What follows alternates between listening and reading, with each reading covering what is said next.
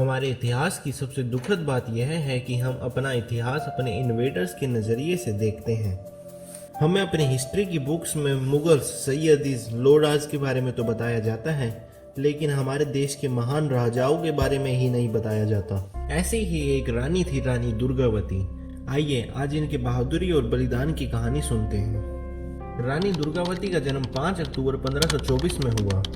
रानी दुर्गावती कलिंजर के राजा की पुत्री थी और इनका विवाह गोंड साम्राज्य के राजा दलपत शाह से हुआ था।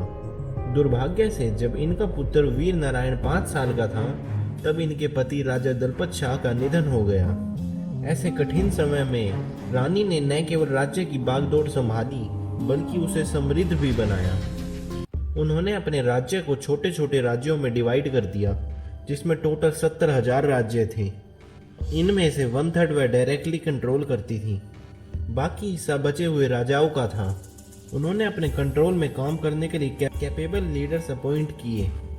इतिहासकारियों के अनुसार उनके नेतृत्व, क्षमता, साहस और दयालुता के कारण पूरा राज्य उनके अधीन था। कहा जाता है कि उनके राज्य में कहीं भी शेर दिखाई देता तो वह स्वयं पानी भी नहीं पीती जब तक उस शेर को मार ना दे। लेकिन दोस्तों, सबकी जिंदगी में सब कुछ अच्छा नहीं चलता। रानी दुर्गावती के सुंदरता के चर्चे दिल्ली में अकबर के पास पहुंच चुके थे और रानी दुर्गावती का राज्य अकबर की नज़र में आ चुका था। अकबर के सेनापति असफ खान बहुत समय से उनका राज्य पर कब्जा करने के लिए अवसर ढूंढ रहा था।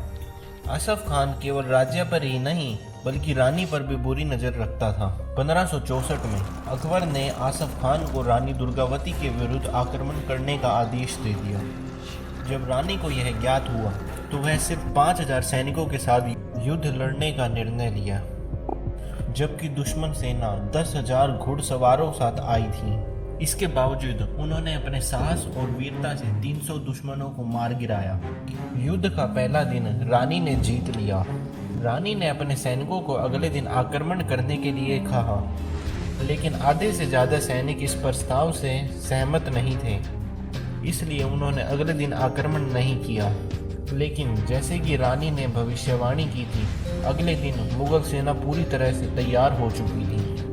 उनकी स्थिति पहले से बहुत ज़्यादा मजबूत हो चुकी थी। फिर भी रानी ने उनका सामना 3 दिनों तक करा।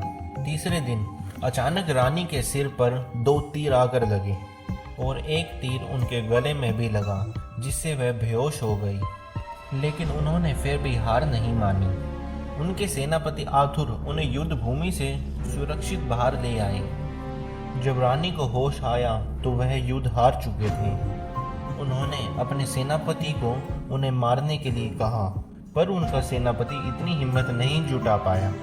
तब रानी ने स्वयं अपना खुद का जीवन समाप्त कर दिया, क्योंकि वह अपने सम्मान को बचाने के लिए मुगलों के हाथ नहीं पड़ना चाहती थी।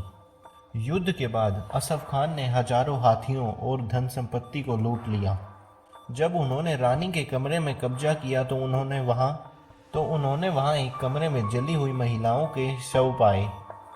ये वह महिलाएं थीं जिन्होंने अपनी इज्जत बचाने के लिए जोहर कर लिया, पर इसमें 2 महिलाएं जीवित बच गई थीं। एक अज्ञात राजकुमारी और दूसरी रानी दुर्गावती की बहन कर्णावती।